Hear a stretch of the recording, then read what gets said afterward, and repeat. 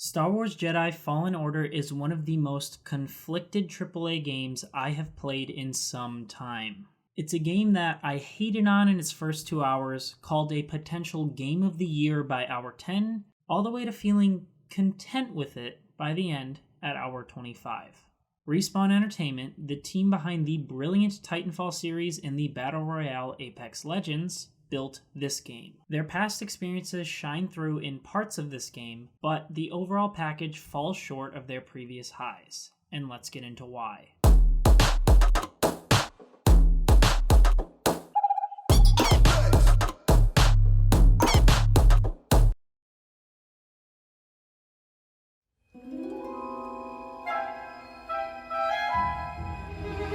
Fallen Order opens with the cliche, "You deserve better than this" monologue. Listen to me. Find us free like this, it'll be your ticket off this soggy rock. What makes you think I want out of here? Come on, Cal, you're a young guy. You don't end up like me. Eventually, you gotta move on and live your life. Find your destiny. From a best friend who dies within the opening moments. We're all just expendable. Yes, you are. No! And he is hardly ever mentioned again. Then there are a whole bunch of climbing sequences, and am I the only one who's getting tired of climbing in video games? Breath of the Wild and Shadow of the Colossus, along with a few others, are notable climbing exceptions, but the mechanic is getting pretty tiresome. In fact, climbing is my biggest problem with something like the Uncharted franchise, for example. I understand why some people like the playable movie experience, but when playing a game, I prefer to have more agency. For example, in Nintendo's Breath of the Wild, they made climbing much more engaging by adding a simple stamina meter, which the player has to manage at risk of falling and starting over all over again. It's one of my favorite iterations on the climbing experience in some time. When I'm playing a game and I'm constantly having to climb up and down things or moving left and right on a linear pathway, just climbing on a wall, to me that feels like losing player agency, and I tend to get bored, and it results in a much less engaging experience.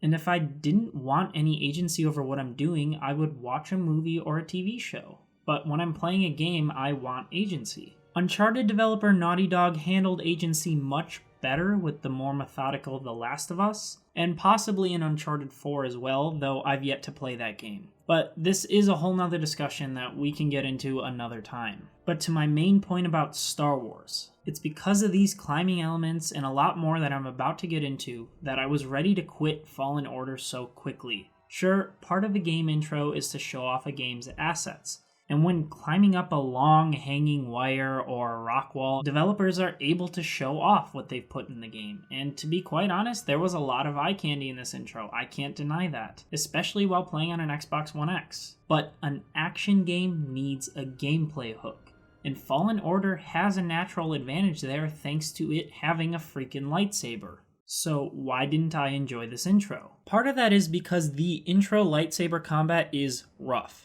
Taking inspiration from Souls games and others like it, a lot of your actions are delayed, and a wrong input can very well be your downfall. That works in titles like Sekiro or Nioh or Souls, but Fallen Order's combat is missing that same level of polish. Thanks to unrefined animations and kinda wanky hitboxes, player input doesn't always match up to the action on screen. This makes it challenging to get into any sort of rhythm.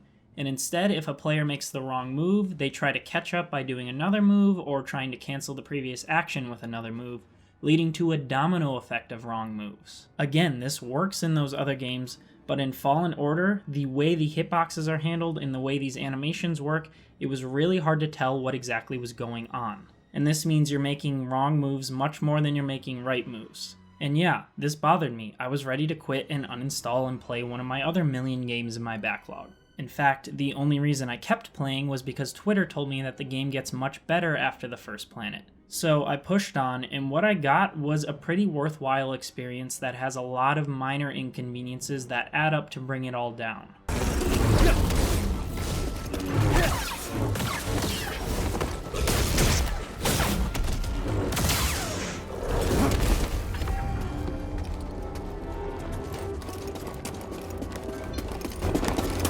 Fallen Order's red-headed hero is a young scrapper named Cal whose Jedi powers are kept a secret for most of his life.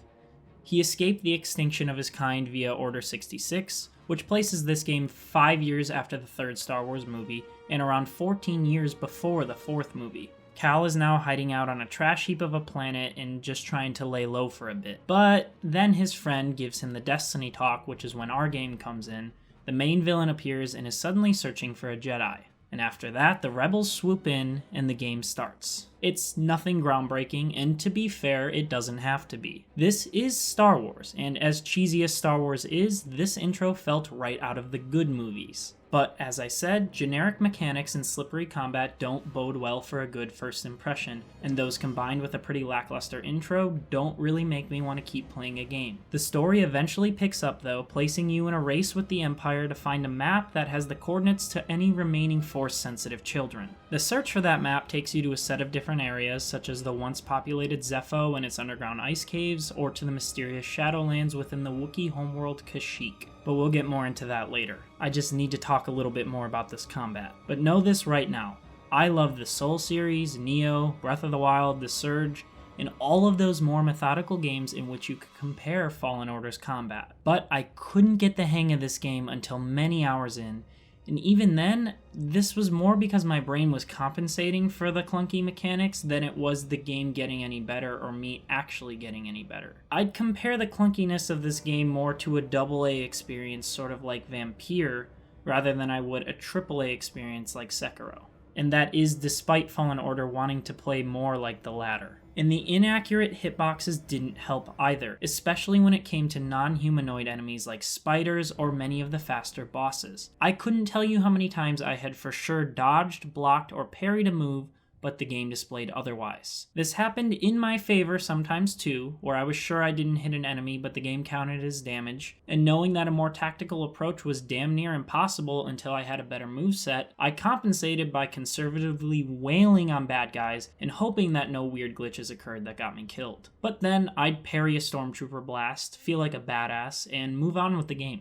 And, you know, I considered the fact that Respawn intentionally made the combat rough. After all, Cal is a young Jedi, and he doesn't yet have the skill set of a Jedi Master. But I have a feeling that this wasn't so much intentional as it was a lack of development time. Respawn definitely needed a few more months to finish this up, but I'll talk more about that towards the end of this video.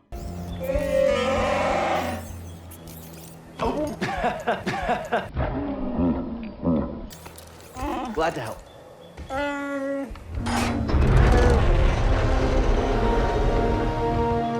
Who's ready to fight some imps?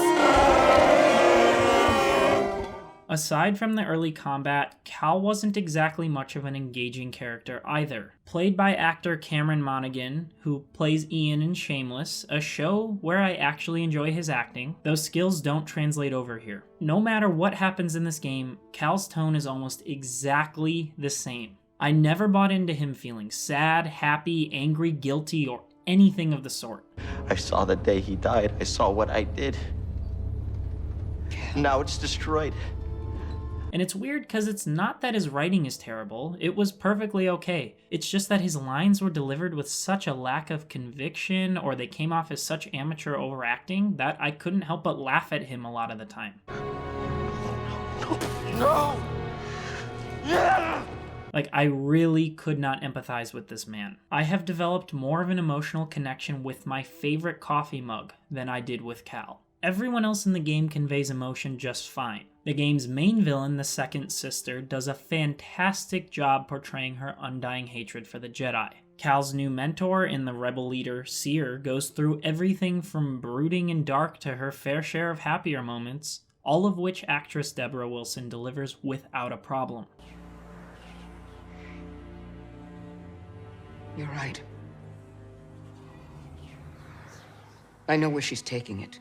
And Greer, the ship's pilot who spends most of the game acting like a PG version of Frank from Always Sunny, has a ton of genuine moments that he shares while flying the ship.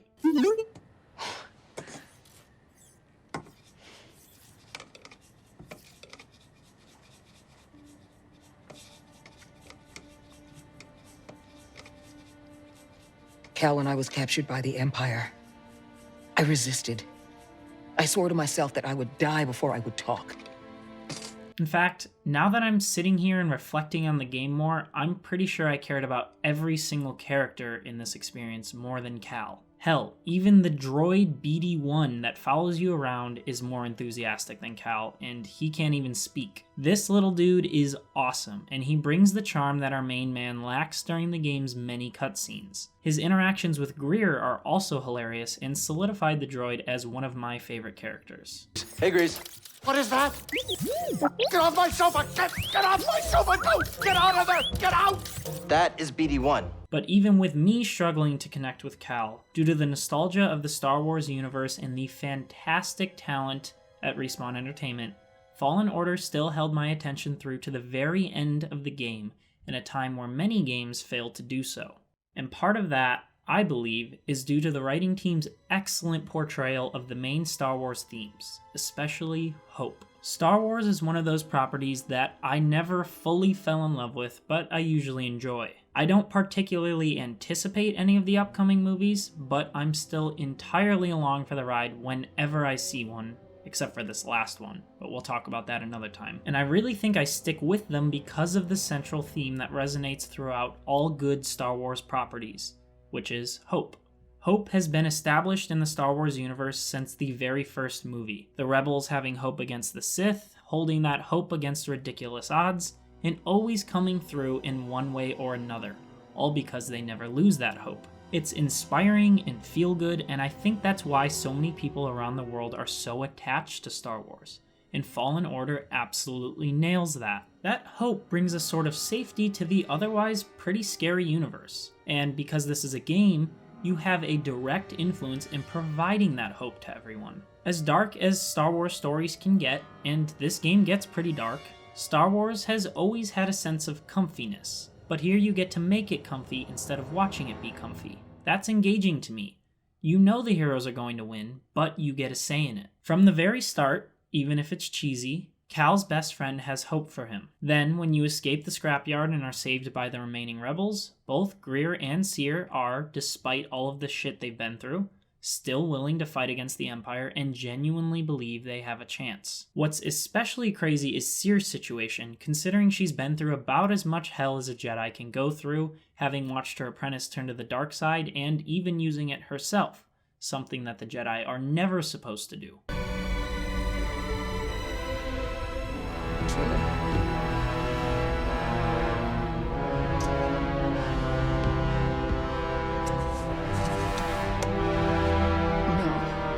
No.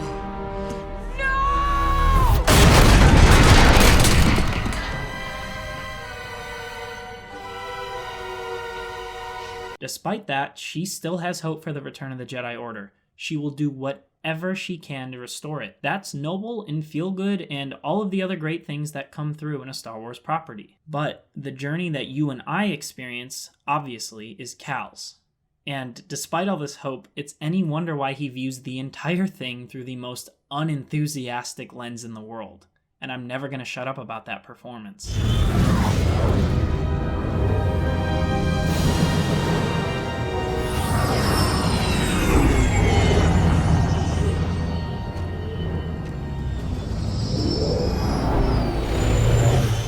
I find it genuinely crazy how into this game I was, even if it wasn't really breaking any new ground. And that's generally what I look for in a game. Even if it's mechanically stale, this is a Star Wars game, published by EA of all companies, that isn't full of microtransactions and crappy business practices. And that's something of a rarity nowadays. It looks and sounds like Star Wars, it's as cheesy as Star Wars, and in a way, that cheesiness could be used to defend Cal's cheesy performance. Not in my view on the game, but maybe in someone else's view of it. And there's not much more you could want from the Star Wars part of a Star Wars game, besides Wookiees that don't look like they're straight out of a PS2 horror title. Sorry, I'm not quite fluent. My favorite part of Fallen Order, though, is the game's level design. All of the areas are a healthy mix of claustrophobic combat areas that leave you overwhelmed, and more extensive spaces that provide multiple ways to get the drop on different enemies. There's no fast travel, so you're forced to actually learn how the levels work with one another, leading to a constant sense of discovery and adventure. That and the game's environments are varied enough to not get boring, though there is a little too much ice and snow and not enough something like lava for my tastes. And for explorers, there's always a secret or two to come back to on the older planets once you have new force powers, and some of these new areas are really cool. Heading back to Zepho and climbing up to an unassuming area that sort of looks like it could be out of bounds leads to one of the best areas in the entire game. In this side spot, you're exploring a fallen Venator Star Destroyer, which is full of stormtroopers and mini-bosses. Getting through means going up against big groups of fighters all at once, and some cool environmental hazards appear that aren't really anywhere else in the game. Like in one of the tougher fights against a bounty hunter, you can just throw all of his ads into an electric pole and be done with them. It's hilarious. Even if Cal doesn't appear to enjoy these moments due to his lackluster expressions, I enjoy these moments, and I think many players will too. It's fun to go back to places I've seen before to find new secrets and utilize my upgraded force powers in battle. There are so many things to miss on a first run through, and the game's map does a decent job of letting you know what's what. In general, a first playthrough is so full of standout moments that keep the game from being too monotonous, and I really want to highlight some of those. One early game scenario has you going up against a stormtrooper while traversing over a pit of death. The thing is, this isn't a normal stormtrooper, it has a big-ass Gatling gun, and I believe this is the first time you encounter one of them. So you have to move Cal forward and make the correct jumps over a set of pipes, all while deflecting shots from a pretty much endless Gatling gun. Of course, your reward for crossing is getting to kill the stormtrooper. It's a really short moment and really isn't that difficult, but it's so deliberately placed after a pretty generic strip of content, and it did that great thing that games do, which is break you out of a slump and cause you to focus 100% on playing again. It changes up the status quo just enough for you to be like, wow, this is pretty cool. I want to see what else this game is going to deliver on. It's a small but notable little decision from the level design experts over at Respawn. It really shows that they know what they're doing and they have experience in this industry. Then there's one of my favorite moments in the entire game, which occurs when landing on the Wookiee homeworld for the first time. The planet's start has Cal jumping out of his ship and into the ocean during an Imperial assault. As you get used to the actually decent swimming controls, you get to climb up and around an AT-AT, break into it from the top, and then take control and wipe out a ton of Imperials. It's a rogue and unexpected moment, and I actually really loved it. What's especially great is that this takeover happens when the game is starting to lull a little bit, especially if you took the same path as me and went to Dathomir, a side planet, before continuing the main quest. So it was a nice engagement boost. Overall, the game's pacing is fantastic, often revealing just enough or introducing one more little mechanic to keep you playing, much like Titanfall 2 did with its sort of each level having its own one-time thing. Then there's the point where Cal gets knocked out and wakes up in prison, only to break out and find that he's stuck in an arena. It's a moment straight out of Ratchet & Clank and comes with absolutely no warning.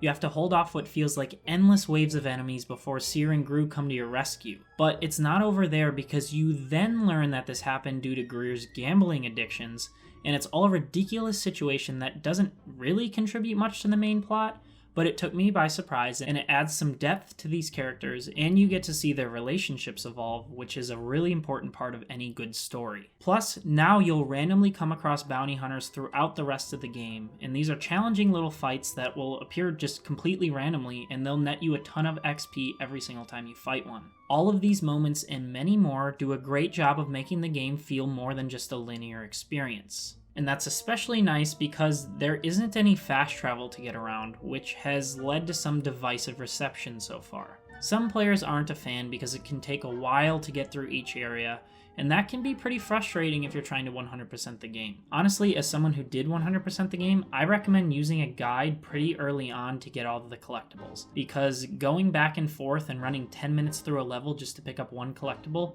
gets old really quickly. On that note, I think Fallen Order should have pulled a little more from the games it's so inspired by and included some sort of fast travel in the post-game or at least a return to ship option. But during a first run through, I really enjoyed running through each space and getting lost within side areas and never really knowing which way for sure was the right way to go. This design choice leads itself to genuine exploration instead of just following a compass around the entire game, which some titles do need, but Respawn made the right choice by choosing not to include one here. Unfortunately, most of the loot in this game sucks.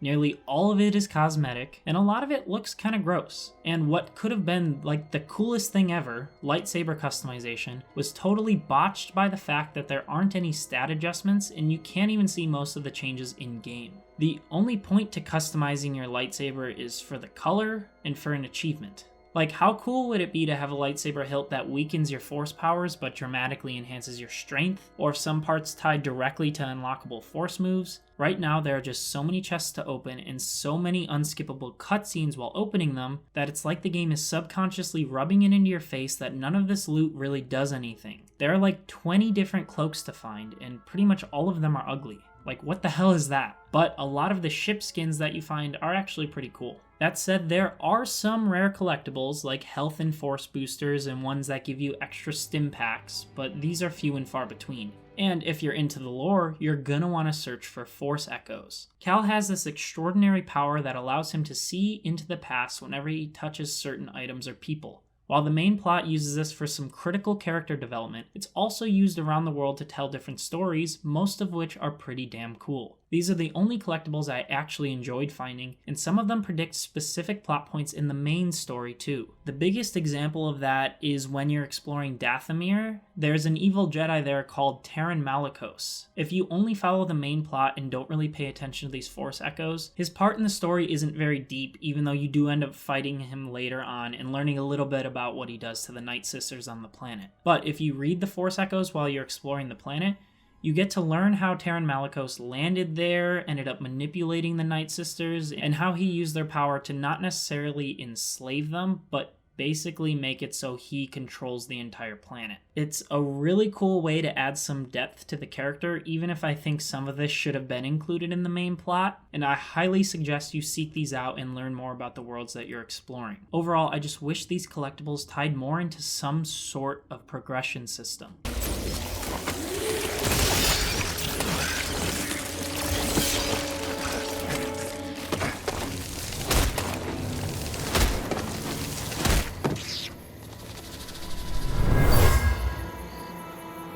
Something about this place.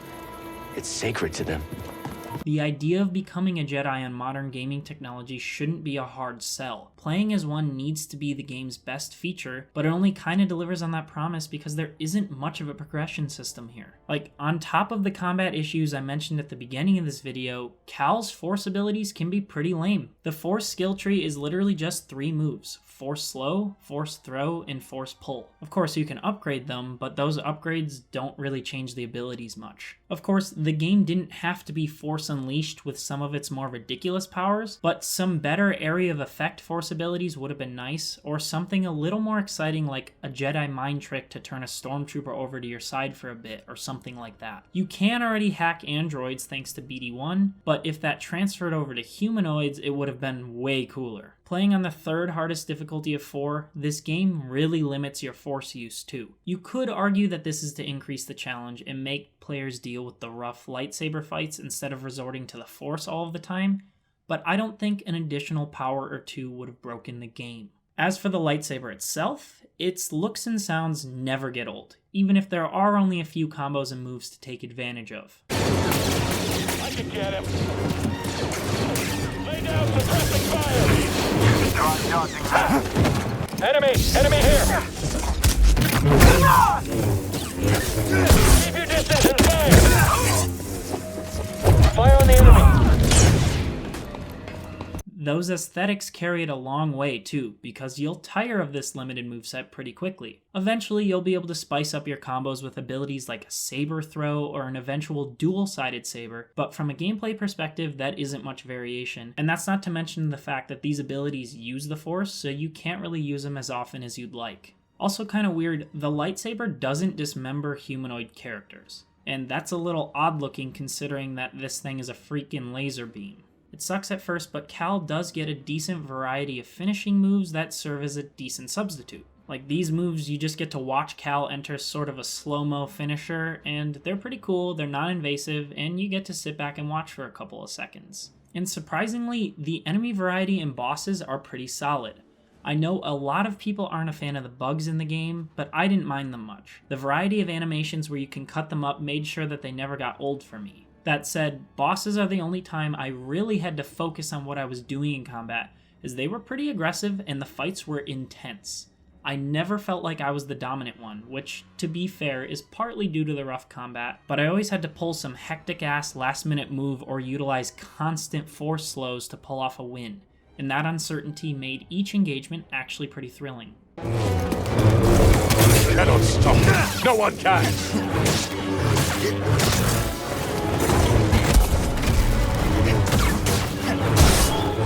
Lucky hit!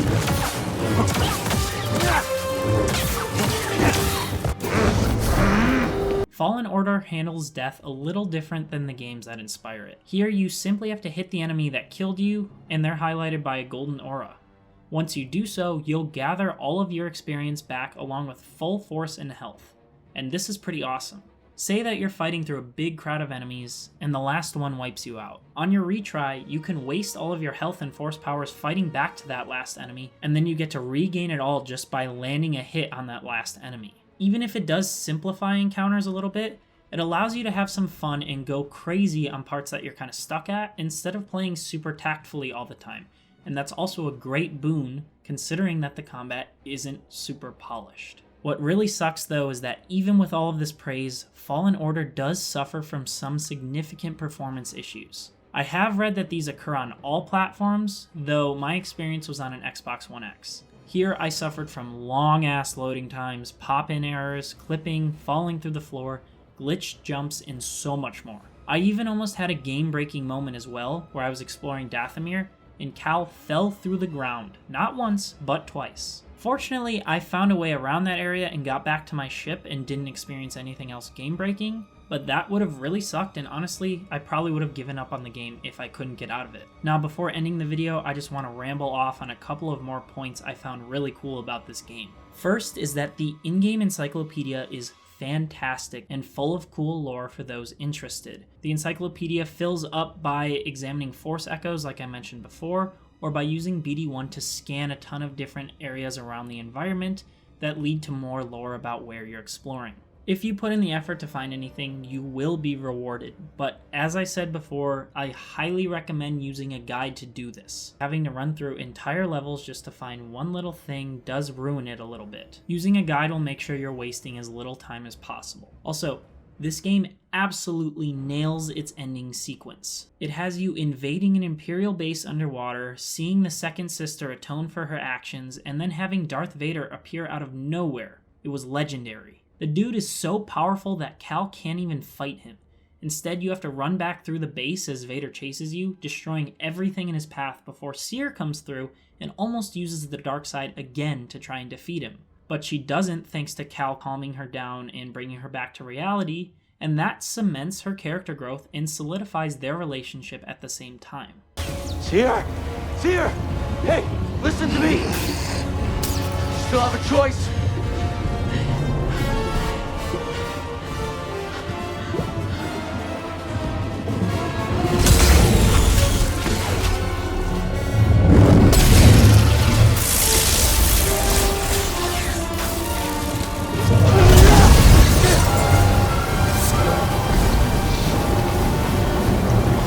It's stellar stuff. Really loved it. Also, another nice touch is actually when you are going back through locations after that ending sequence. Most of them have optional lore dumps where characters on the Mantis will share additional thoughts on the things around the world. More to learn about is never a bad thing in my eyes. Overall, Fallen Order is by all means a competent game. There's an engaging story, insightful side characters, compelling lore, and fantastic level design. But every part that I can praise about this game can be countered by an equally disappointing one, especially when it comes to the core gameplay loop, which is one of the most important things about a video game. Behind every great design choice is a tired genre trope or a part that just needed a little more polish. And that sucks because, according to Twitter, in some research into the subject, the game was sort of rushed, and that was probably due to the game coming out just a month before the Rise of the Skywalker movie. They probably wanted all of those to release in tandem instead of Star Wars getting delayed to next year,